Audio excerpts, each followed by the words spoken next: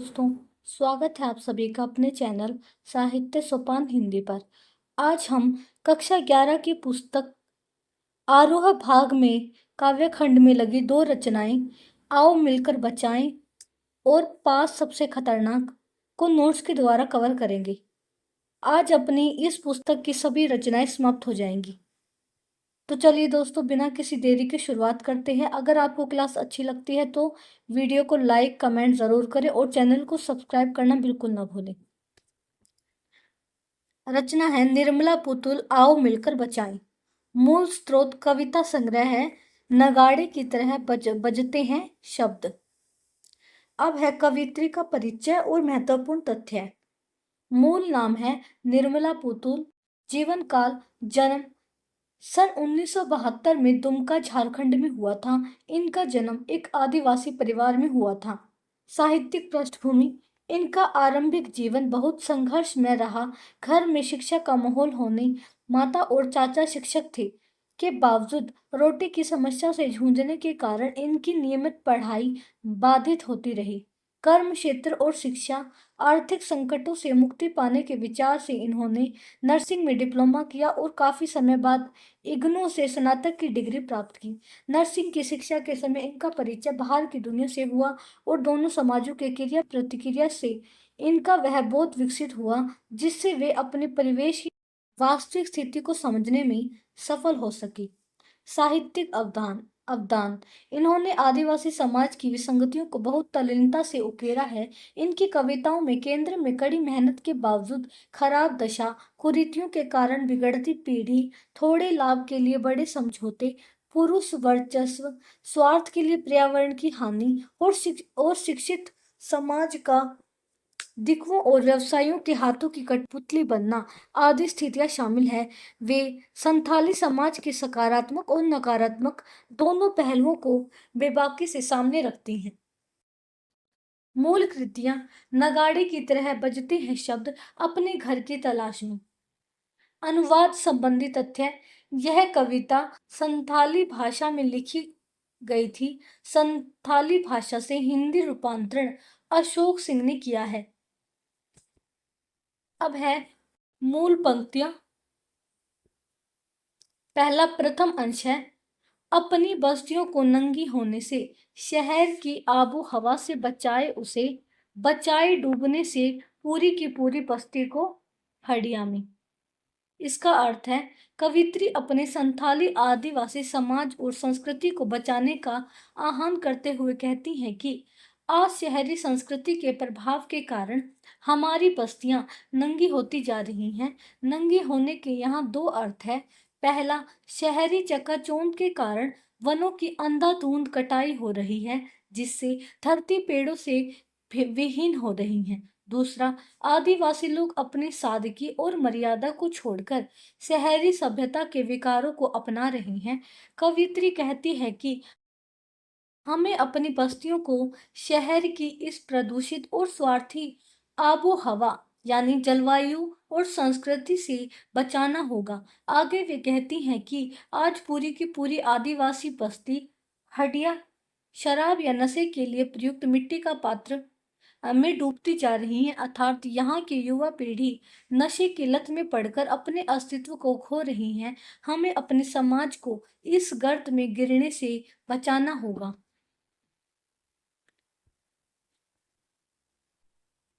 महत्वपूर्ण व्याकरण और प्रतीकार्थ। नंगी होना पर्यावरण विनाश और सांस्कृतिक अमर्यादा का प्रतीक है। शहरों की आबो हवा भौतिकवाद, स्वार्थ और प्रदूषण का प्रतीक है। हड़िया में डूबना पूरी बस्ती के नशे की गर्त में चले जाने का प्रतीक है। अलंकार पूरी की पूरी बस्ती को हड़िया में डूबना, यहाँ बात को बहुत बढ़ा चढ़ाकर कहा गया है। अतः यहाँ अतिशयोक्ति अलंकार का प्रभाव है। पूरी की पूरी में पुनरुक्ति प्रकाश अलंकार है। आबो हवा का अर्थ है जलवायु। हड्डियां आदिवासियों का एक पारंपरिक नशीला पेय या उसे रखने का पात्र है। अगला अंश है अपने चेहरे पर संथाल परगना की माटी का रंग। भाषा में झारखंडीपन। ठंडी होती दिनचर्या में जीवन की गर्माहट, मन का हरापन, भोलापन, दिल का अक्खड़पन, जुझारूपन भी। इसका अर्थ है, कवित्री कहती हैं कि हमारे ऊपर शहरी सभ्यता का कृत्रिम रंग नहीं चढ़ना चाहिए। हमारे चेहरों पर हमारे अपने संथाल परंगना की मिट्टी का स्वाभाविक रंग होना चाहिए। हमारी बोली भाषा में हमारा अपना झारखंडीपन यानी क्षेत्रीय मिठास और संस्कृति बना रहना चाहिए। शहरी प्रभाव के कारण यहाँ के लोगों की दिनचर्या ठंडी यानी सुस्त और यांत्रिक होती जा रही है। उसमें हमें फिर से जीवन की गर्माहट यानी उत्साह और ऊर्जा को भरना है। हमें अपने मन को हरापन यानी सरसता और खुशियां, दिल का पुराना भोलापन, अपनी बात पर अड़े रहने का अक्खड़पन और मुसीबतों से लड़ने का अपना पारंपरिक जुझारूपन यानी संघर्ष करने की क्षमता को बचाकर रखना है।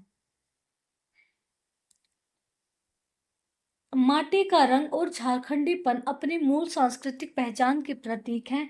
ठंडी होती दिनचर्या शहरी यांत्रिकता और उत्साह की कमी का सूचक है। मन का हरापन अंतर मन की खुशियों और जीवंतता का प्रतीक है।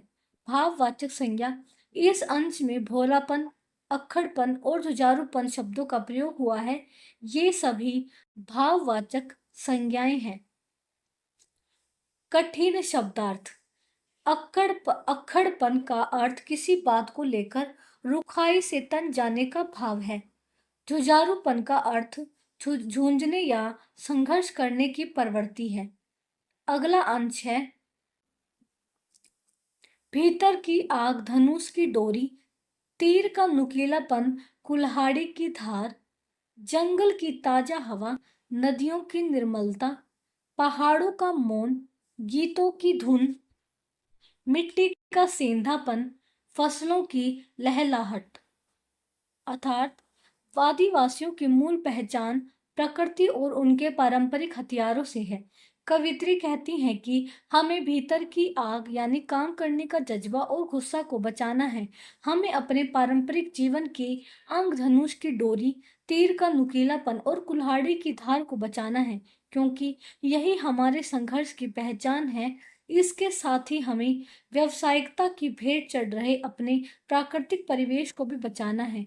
हमें अपने जंगलों की वह ताजा हवा, नदियों का वह पवित्र और स्वच्छ जल, पहाड़ों का वह शांत वातावरण, हमारे लोकगीतों की मधुर धुन, हमारी मिट्टी की वह सौंधी सुगंध और खेतों में फसलों की वह लहलहाट सुरक्षित रखनी है, जिसे शहरी सभ्यता नष्ट कर रही है। भीतर की आग ऊर्जा, चेतना और क्रांति की भावना का प्रतीक है।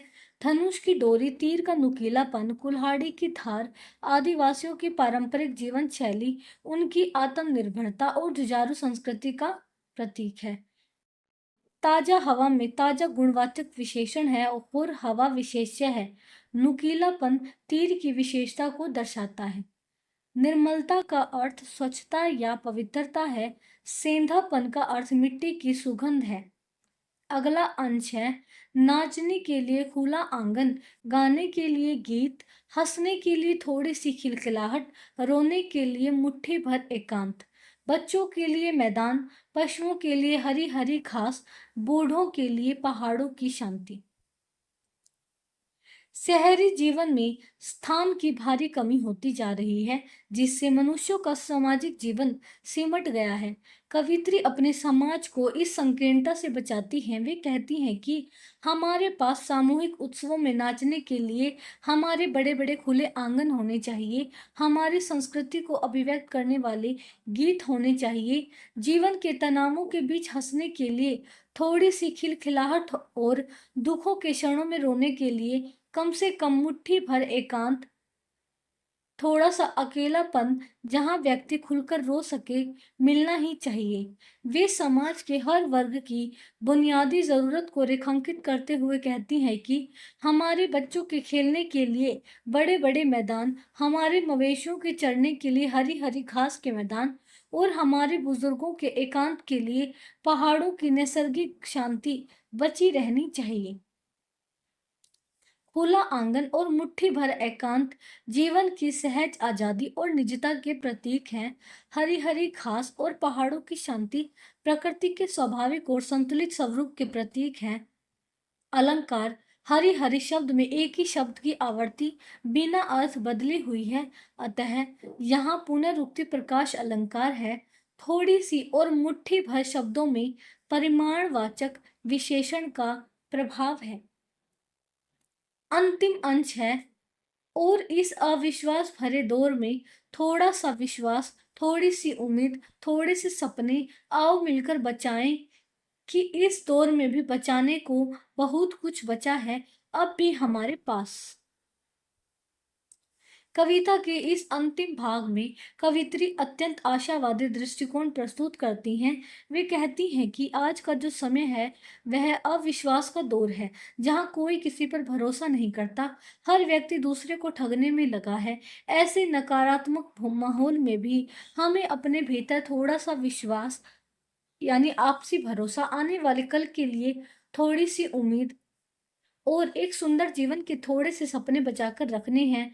अंत में वे समाज के सभी लोगों को आह्वान करते हुए कहती हैं कि आओ हम सब मिलकर अपनी संस्कृति और प्रकृति को बचाने का प्रयास करें, क्योंकि भले ही आधुनिकता और शहरीकरण ने बहुत कुछ नष्ट कर दिया हो, फिर भी इस दौर में हमारे पास बचाने के लिए हमारी अमूल्य सांस्कृतिक धरोहर, नैतिक मूल्य और प्राकृतिक संपदा संपदा बहुत कुछ बची हुई है। यदि हम सब मिलकर प्रयास करें तो हम अपनी पहचान को पूर्णतः नष्ट होने से बचा सकते हैं।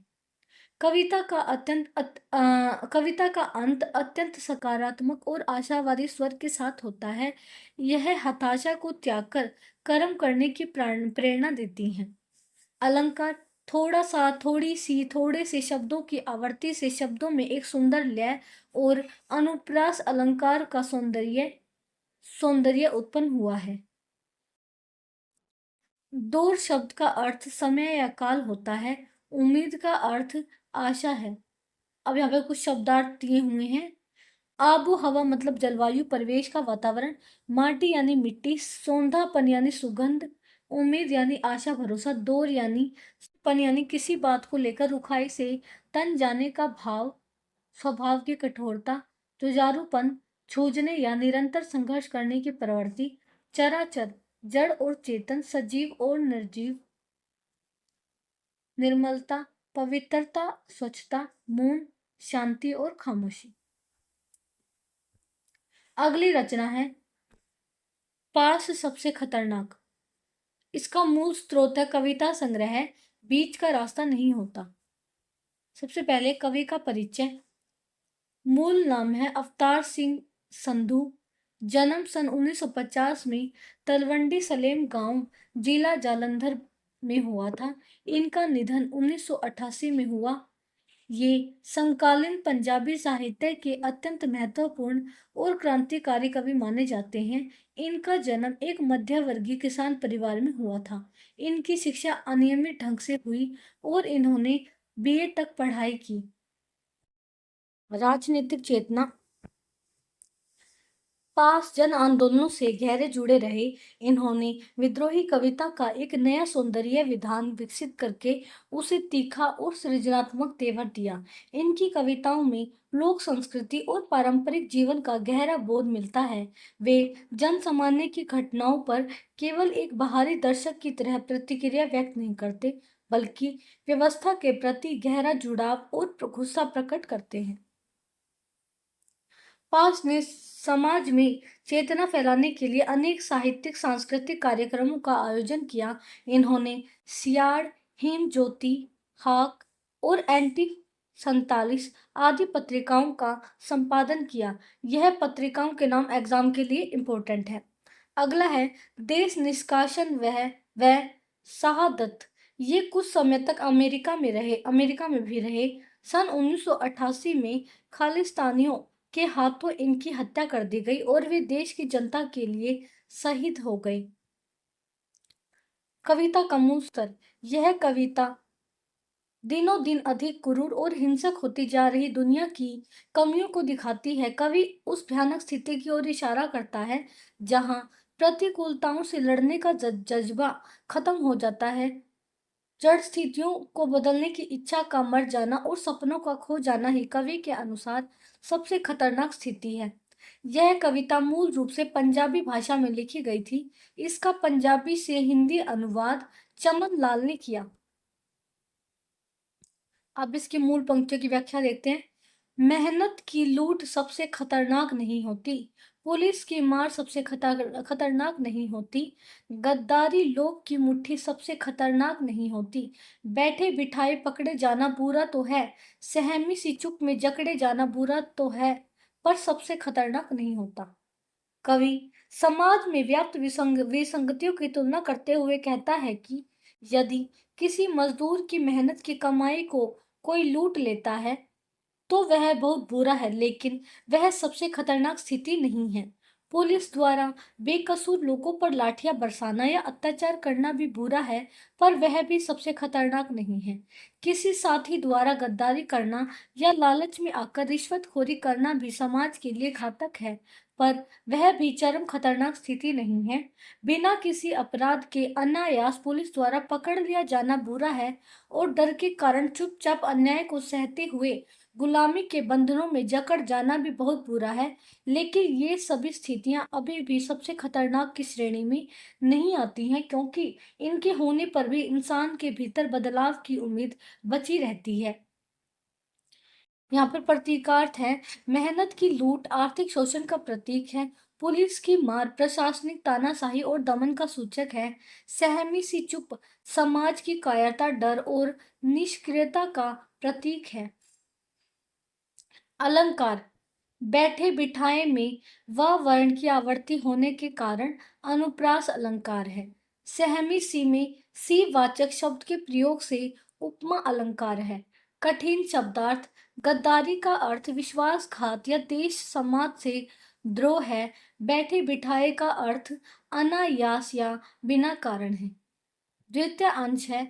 कपट के शोर में सही होते हुए भी दब जाना बुरा तो है, किसी जगनू की लो में पड़ना बुरा तो है, मुठियां भींचकर बस वक्त निकाल देना लेना बुरा तो है, सबसे खतरनाक नहीं होता। कवि कहता है कि चारों तरफ फैले छल कपट धोखेबाजी और भ्रष्टाचार के कोलाहल के बीच यदि कोई सच्चा और ईमानदार व्यक्ति अकेला पड़ जाता है और उसकी आवाज दब जाती है तो यह स्थिति समाज के लिए बहुत बुरी है। सीमित संसाधनों के अभाव में किसी जुगनू की हल्की सी रोशनी में पड़ने के लिए मजबूर होना अर्थात अत्यधिक गरीबी में जीना भी बहुत कष्टकारी और बुरा है। अन्याय को देखकर भी कुछ न कर पाना, गुस्से में केवल अपनी मुट्ठियां भींच कर रह जाना और चुपचाप किसी तरह अपना समय काट लेना भी बहुत बुरा है। परंतु कवि पुनः दोहराता है कि यह सब कुछ बुरा होने के बावजूद अभी भी सबसे खतरनाक नहीं है। यहाँ पर प्रतीकार्थ है। कपट का शोर समाज में फैली अनैतिकता और झूठ का प्रतीक है। जुगनू की लो अत्यंत सीमित संसाधनों और घोर अभाव का प्रतीक है। मुठियां भीजना बेबसी के गुस्से को दबा लेने का सूचक है। पद परिचय सही होते हुए में भी शब्द निपात के रूप में प्रयुक्त हुआ है, जो बात पर विशेष बल देता है। तृतीय अंश है। सबसे खतरनाक होता है मुर्दा शांति से भर जाना, न होना तड़प का सब सहन कर जाना, घर से निकलना काम पर और काम से लौटकर घर आना। सबसे खतरनाक होता है हमारे सपनों का मर जाना। अब कवि स्पष्ट करता है कि सबसे खतरनाक स्थिति क्या है। कवि के अनुसार सबसे खतरनाक स्थिति वह होती है जब समाज के लोगों की चेतना पूरी तरह मर जाती है और वे एक मुर्दा शांति से भर जाते हैं।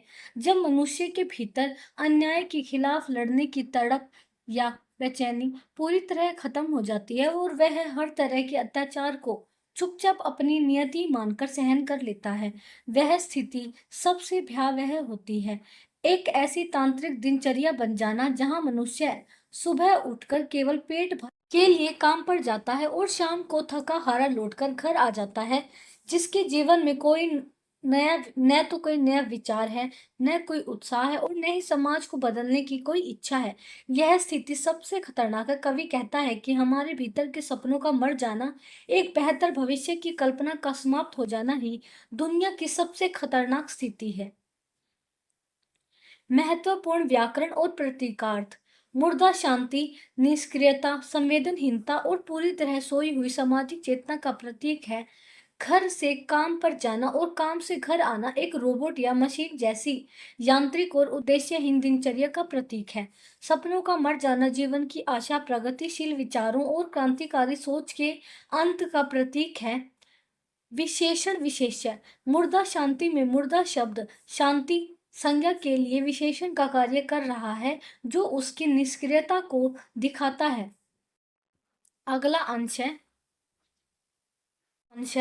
सबसे खतरनाक वह घड़ी होती है अपनी कलाई पर चलती हुई भी जो अपनी आपकी निगाह में रुकी होती है। सबसे खतरनाक वह आंख होती है जो सब कुछ देखती हुई भी जमी बर्फ होती है, जिसकी नजर दुनिया को मोहब्बत से चूमना भूल जाती है, जो चीजों से उड़ती अंधेपन की भाप पर ढुलक जाती है, जो रोजमर्रा के क्रम को पीती हुई एक लक्ष्यहीन दोहराव के उलटफेर में खो जाती है। कवि कहता है कि वह समय या वह घड़ी सबसे खतरनाक होती है जो आपकी कलाई पर तो लगातार टिक टिक करती हुई आगे बढ़ रही है, लेकिन आपकी दृष्टि में वह स्थिर है। अर्थात दुनिया बदल रही है, समय आगे बढ़ रहा है, लेकिन आपकी सोच पुरानी रूढ़ियों में ही जमी हुई है। आगे कवि कहता है कि वह आंख सबसे खतरनाक है जो समाज में हो रहे अत्याचारों, मर्डर और अनर्थ अनर्थ को सब कुछ देखते हुए भी जमी हुई बर्फ की तरह ठंडी, संवेदनहीन और भावहीन बनी रहती है। वह आंख सबसे खतरनाक है जो दुनिया को प्रेम और करुणा की दृष्टि से देखना भूल चुकी है, जो समाज के शोषण और विकारों से उठने वाले दुखों को देखकर भी अंधी बन जाती है और रोजमर्रा के उसी पुराने ढर्रे को चुपचाप बिना किसी उद्देश्य के दोहराती रहती है तथा लक्ष्यहीन भटकाव में खो जाती है। अब है प्रतीक का अर्थ। कलाई पर चलती हुई घड़ी का निगाह में रुकना जीवन में गतिशीलता और प्रगतिशील विचारों के अभाव का प्रतीक है। जमी बर्फ जैसी आंख संवेदनहीनता, निष्ठुरता और दया करुणा के समाप्त हो जाने का प्रतीक है। रोजमर्रा के कर्म को पीना जीवन की एकसरता और बोरियत को स्वीकार कर लेने का प्रतीक है। अलंकार। आंख जो जमी बर्फ होती है, यहाँ आंख को सीधे बर्फ का रूप दे दिया गया है, अतः यहाँ रूपक अलंकार का अत्यंत सुंदर प्रयोग हुआ है। पंचम अंश है सबसे खतरनाक वह चांद होता है जो हर हत्याकांड के बाद वीरान हुए आंगनों में चढ़ता है पर आपकी आंखों को मिर्ची की तरह नहीं गड़ता है। सबसे खतरनाक वह गीत होता है आपके कानों तक पहुंचने के लिए जो मरसी पड़ता है आतंकित लोगों के दरवाजों पर, जो गुंडों की तरह अकड़ता है। कवि यहाँ चांद और कला के माध्यम से समाज की संवेदनहीनता पर गहरी चोट करता है। कवि कहता है कि वह चांद सबसे खतरनाक है जो समाज में हुए किसी भयानक नरसंहार या हत्याकांड के बाद उन घरों के उजड़ हो चुके आंगनों में भी अपनी चांदनी बिखेरता है जो दुख से भरे हैं। परंतु वह चांद सौंदर्य का प्रतीक होने के कारण लोगों को दुखी करने के स्थान पर सामान्य लगता है और उनकी आंखों में मिर्ची की तरह नहीं चुभता। अर्थात समाज में इतनी बड़ी त्रासदी होने पर भी लोग जब कला और सौंदर्य के नाम पर उत्सव मनाते रहते हैं और उनका खून नहीं खोलता, तो वह स्थिति सबसे खतरनाक है। इसी प्रकार वह गीत सबसे खतरनाक होता है जो समाज को जगाने के स्थान पर उसके कानों में केवल मर्सिये, शोक गीत या रोने धोने वाले गीत पढ़कर उसे और अधिक निराश और हताश कर देता है। वह गीत जो डरे हुए आतंकित लोगों के दरवाजों पर जाकर सत्ताधारियों या अत्याचारियों के पक्ष में एक गुंडे की तरह अकड़ता है और जनता को डराता है, वह सबसे खतरनाक है। महत्वपूर्ण व्याकरण और प्रतीकार्थ। हत्याकांड के बाद आंगन में चांद का चढ़ना समाज की घोर क्रूरता, उदासीनता और संवेदनहीनता मनोरंजन प्रियता का प्रतीक है। मर्सिये पढ़ना निराशावादी और भाग्यवादी विचारों को बढ़ावा देने का सूचक है। कुंडे की तरह अकड़ना सत्ता के दमनकारी और डराने वाले गीतों प्रचार का प्रतीक है। अलंकार मिर्ची की तरह गड़ना और गुंडे की तरह अकड़ना में तरहवाचक शब्द होने के कारण उपमा अलंकार का प्रयोग हुआ है। मर्ष्य का अर्थ है करुण रस की वह कविता या गद्य गीत जो किसी कवि के मृत्यु पर शोक व्यक्त करने के लिए पढ़ा जाता है। वीरान का अर्थ उजड़ या सुनसान है। अब अंतिम अंश है। सबसे खतरनाक वह रात होती है जो जिंदा रूह के आसमानों पर ढलती है, जिसमें सिर्फ उल्लू बोलते हैं और हुआ हुआ करते गिद्दड़।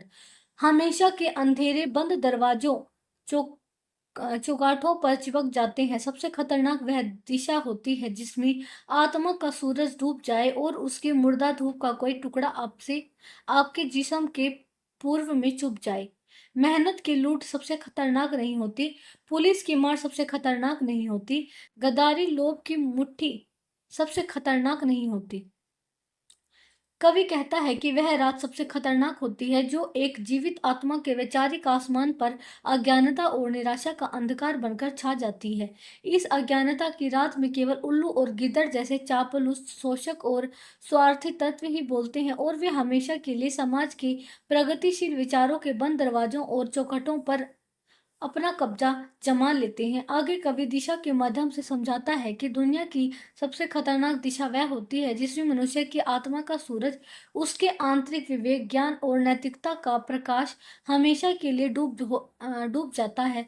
ऐसी स्थिति में उस मरे हुए विवेक की मुर्दा धूप का कोई विचार टुकड़ा यदि आपके शरीर के पूरब में अर्थात आपके जीवन की नई शुरुआत में एक सूल की तरह चुप जाता है और आपको आगे बढ़ने से रोकता है, तो वह सबसे खतरनाक है।